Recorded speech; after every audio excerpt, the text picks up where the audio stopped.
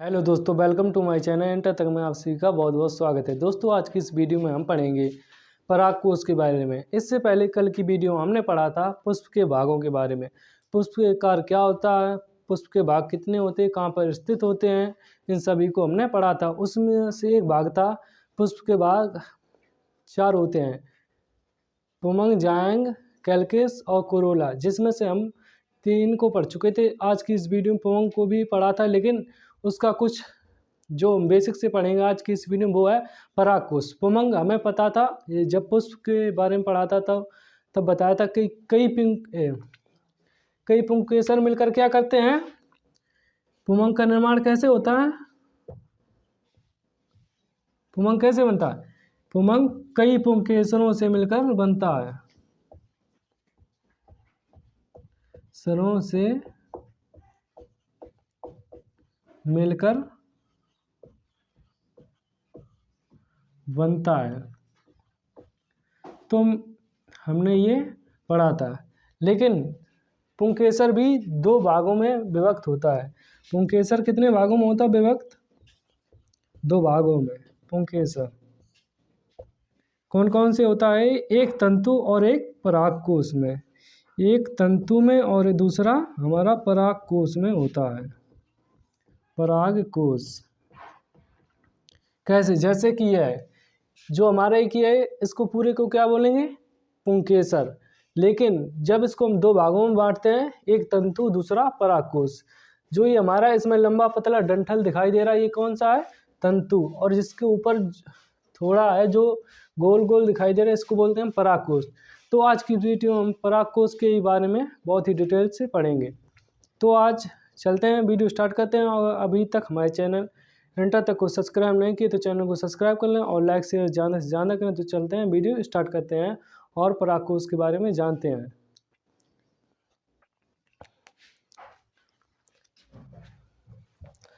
परागकोश की संरचना, परागकोश का कार्य के सभी बारे में आज बहुत ही आसान तरीके से जानेंगे। सबसे पहले हमारा पॉइंट है कि जो हमारा ये परागकोश है, ये क्या कहेगा, इसमें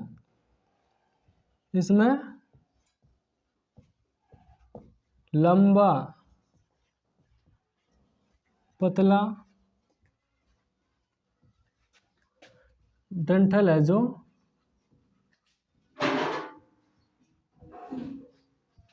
जो उसे तंतु कहते हैं, तंतु कहते हैं। तथा अंतिम सिरा इसका क्या है? परागकोश। तथा अंतिम सिरा सामान्यतः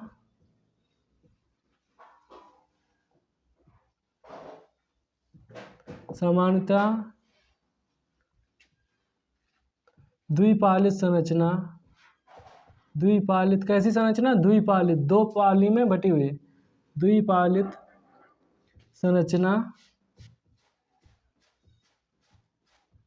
क्या कहलाती है? परागकोश। संरचना परागकोश कहलाती है,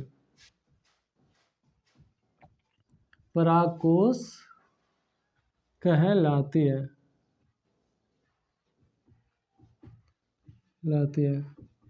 तो क्या है? जिसमें लंबा पतला डंठल दिखाई दे रहा है, इसको क्या बोलेंगे? तंतु। तथा अंतिम सिरा सामान्यतः संरचना द्विपालित संरचना वाला क्या कहलाता है? परागकोश। तंतु का समीपस्थ छोर कहाँ पर जुड़ा हुआ होता है? नेक्स्ट पॉइंट हमारा क्या, इसे नोट करते चलिए। नेक्स्ट पॉइंट हमारा होगा तंतु का समीपस्थ छोर। समीपस्थ छोर कहाँ पर मिला हुआ होता है? पस्थ छोर पुष्प के, कहाँ पर? पुष्प के पुष्प दल या पुष्पासन से जुड़ा होता है, पुष्पासन से जुड़ा होता है। तो 1 मिनट के लिए रुकते हैं स्याही को डालना।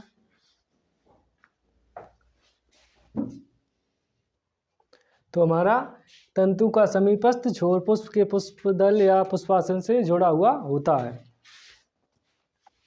तो हमने क्या जाना कि हमारे इसमें लंबा जो पतला डंठल दिखाई दे रहा है इसे क्या बोलते हैं, तंतु। तथा अंतिम सिरा जो द्विपालित संरचना में दिखाई दे रहा है, कैसा, द्विपालित में देख सकते हैं, इसे हम क्या बोलते हैं, परागकोश बोलते हैं। इसमें प्रायः एक अनुलंब, इसमें नेक्स्ट पॉइंट क्या होगा, प्रायः स्याही कम हो गई थी इसलिए वीडियो को रोकना पड़ा और स्याही को डालना, क्योंकि साफ हमें दिखाई नहीं देता। प्रायः एक अनुलंब, प्रायः एक अनुलंब खांच प्रवारक, खांच प्रवारक कोष्ठ को अलग करते हुए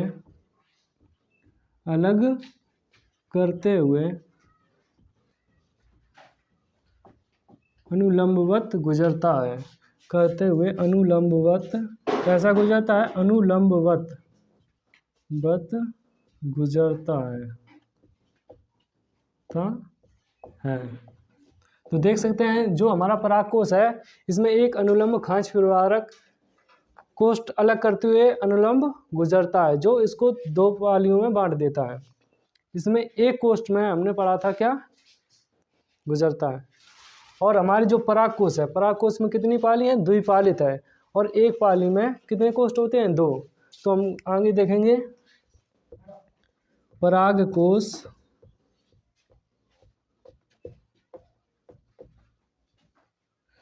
चतुष्कोणी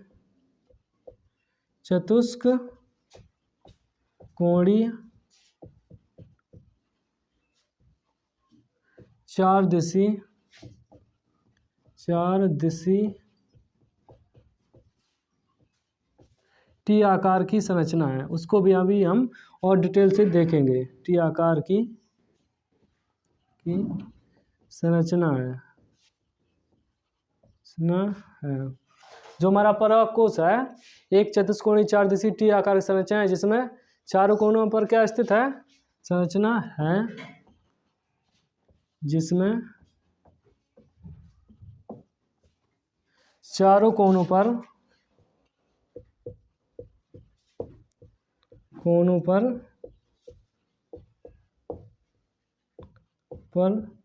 लघु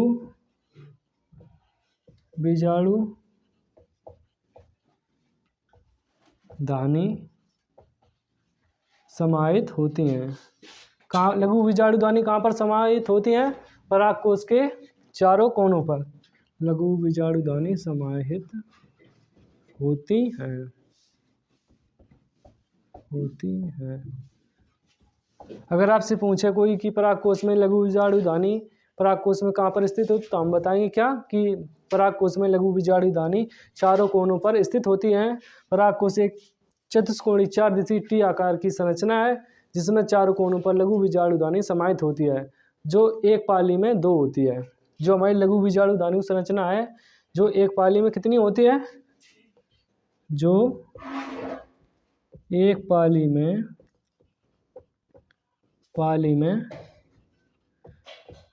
2 होती है। कुछ इस प्रकार मान लीजिए, इस तरह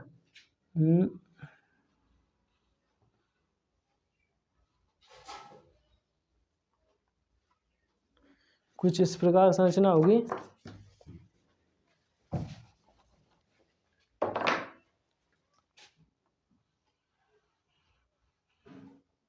और इधर से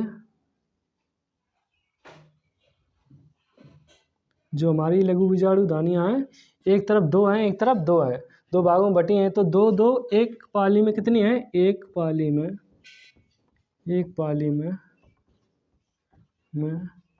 लघु बीजाणु दानी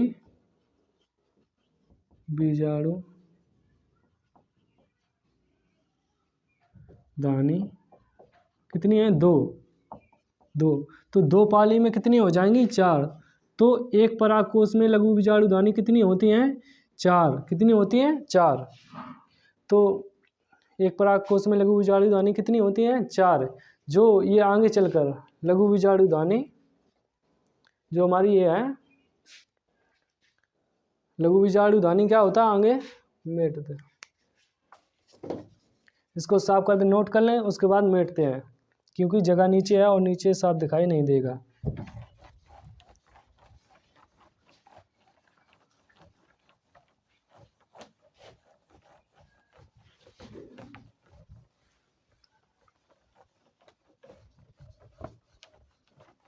जो लघु बीजाणुधानी क्या होती है आगे? लघु बीजाणुधानी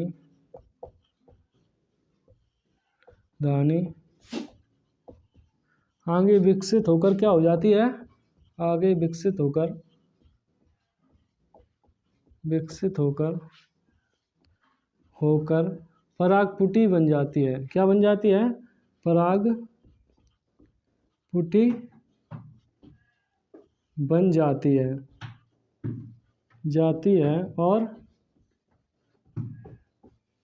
और परागकणों से ठसाठस भरी होती है। यहाँ पर एक नया शब्द आएगा परागकण। तो परागकण के बारे में भी बहुत ही ज़्यादा डिटेल से उसके स्ट्रक्चर, उसकी संरचना के बारे में जानेंगे इसके नेक्स्ट वीडियो में एक आध। तो हमने क्या जाना? लघु बीजाणुधानी आगे विकसित होकर परागपुटी बन जाती है और परागकणों ठस भरी होती है। तो आइए इससे आगे अब हम और जाने क्या? लघु बीजाणुधानी की संरचना। तो आगे चलते हैं, अब देखते हैं लघु बीजाणुधानी की संरचना कैसी होती है और लघु बीजाणुधानी परागकोश में कहाँ पर कैसे स्थित होती है और कितनी भित्तियों से आवृत होती है। तो चलते हैं, देखते हैं। हमारी जो सबसे पहले इसे बनाने का तरीका क्या है? सबसे पहले हमें इस तरह से छोटी छोटी 2 गोला बनाना है, इस तरह से। फिर इसके ऊपर एक कवर, इसके ऊपर एक कवर। इसके बाद यहाँ पर क्या बना? थोड़ी दूरी कम करके दूसरी बनाना है, इस प्रकार। उसके बाद एक यहाँ पर, और इस पर हम 3 परतों को चढ़ा देना है। सबसे पहले 1 2 एक तीसरी हमारी तीसरी ये जो हमारी लघु बीजाणुधानी की संरचना। हेडिंग नेक्स्ट होगी क्या?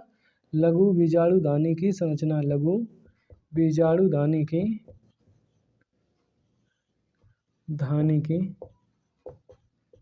संरचना।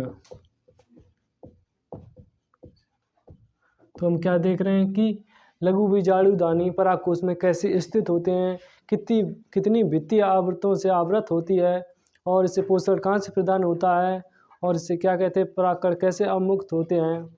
तो चलते हैं। इसकी सबसे पहले परत होती है कौन सी? बाह्य त्वचा। हम इसको पहली परत को क्या बोलते हैं? बाह्य त्वचा। बाह्य त्वचा।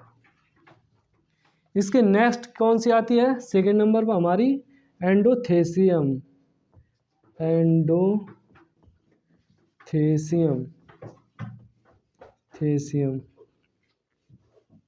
इसके बाद हमारी जो तीसरे नंबर पर कौन सी है?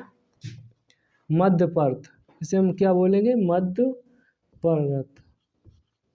तथा जो एक बहुत ही ज़रूरी इसके लिए है वो कौन सी एक परत है? टैपिटम, जो क्या करती है? इन सभी परागकणों को पोषण प्रदान करती है। टैपिटम।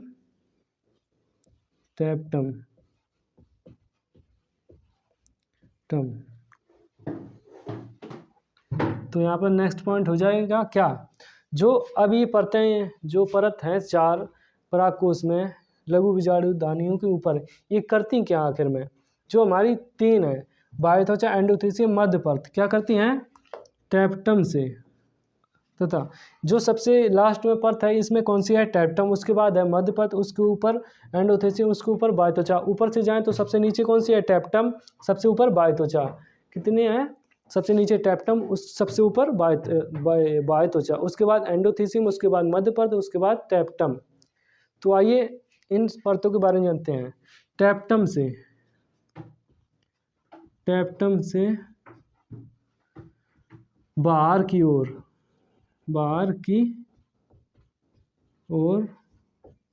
कैसी, ये हमारी क्या टैप्टम कोशिका इससे बाहर की ओर आती हुई, जैसे मध्यपथ, एंडोथेसियम और बाह्य त्वचा, टैप्टम से बाहर की ओर आती हुई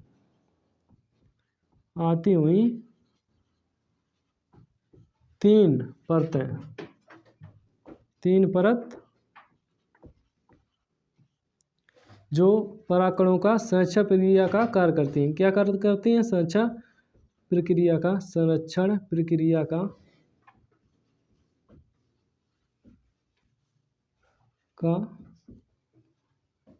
कार्य करती हैं तथा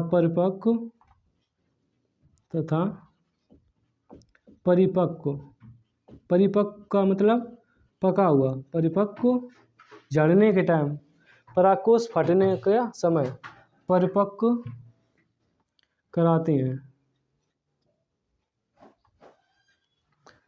तथा परिपक्व के समय परागकणों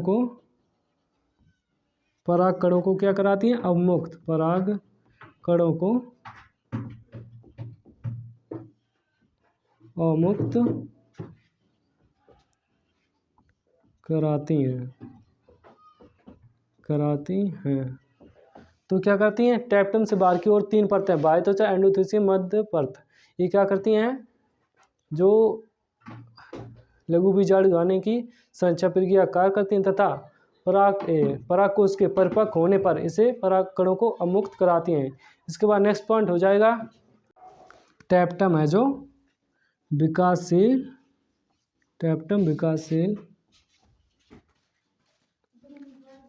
परागकणों को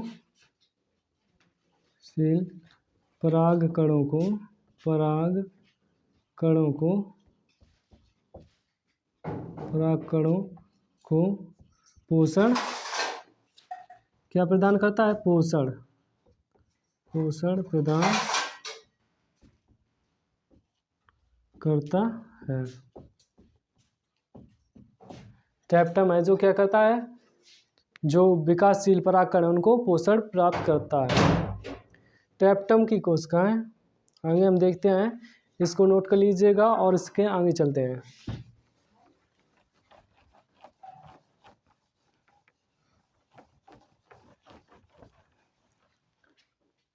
टैप्टम है, टैपिटम की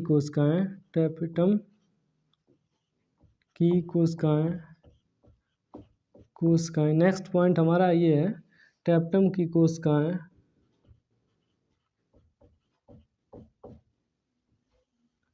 जीव द्रव्य, जिसे इंग्लिश में क्या कहते हैं, साइटोप्लाज्म, जीव द्रव्य जिसे इंग्लिश में कहते हैं साइटोप्लाज्म।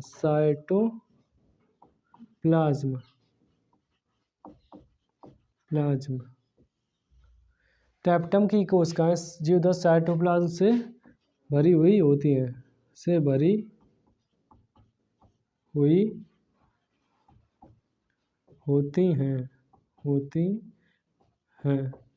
तथा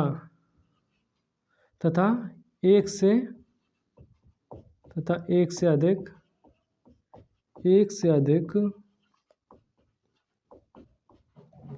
केंद्रकों से युक्त होती हैं,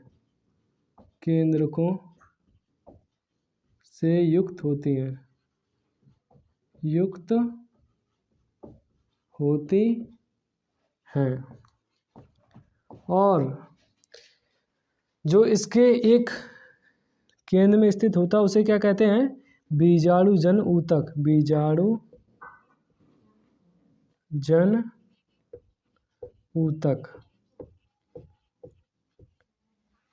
बीजाणुजन ऊतक कहाँ पर स्थित होता है, तो नेक्स्ट पॉइंट लिखते हैं, बीजाणुजन ऊतक बीजाणु जन ऊतक लघु बीजाणुधानी के केंद्र में स्थित होती है। कहाँ पर स्थित होती है? लघु बीजाणुधानी के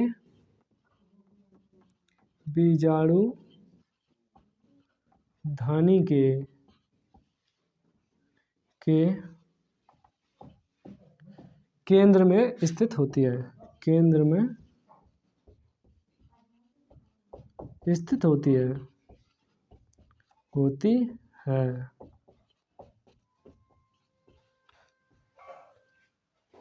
तो आज की इस वीडियो हमने पढ़ा पराग कोश के बारे में। एक एक इम्पोर्टेंट पॉइंट को लेकर पढ़ा। चाहे आप 9th class, first year, inter या नीट या कोई सी भी हो, तो इससे बाहर कुछ भी नहीं हो सकता है। बहुत ही ज़्यादा डिटेल से इसको हमने आज की इस वीडियो में पढ़ा है। अगर दोस्तों वीडियो हमारी अच्छी लगी तो चैनल को सब्सक्राइब और ज़्यादा से ज़्यादा शेयर करिएगा। फिर मिलेंगे नेक्स्ट वीडियो में, तब तक के लिए धन्यवाद। अगर कोई बात समझ नहीं आए तो कमेंट करके ज़रूर बताएं। धन्यवाद पूरा वीडियो देखने के लिए।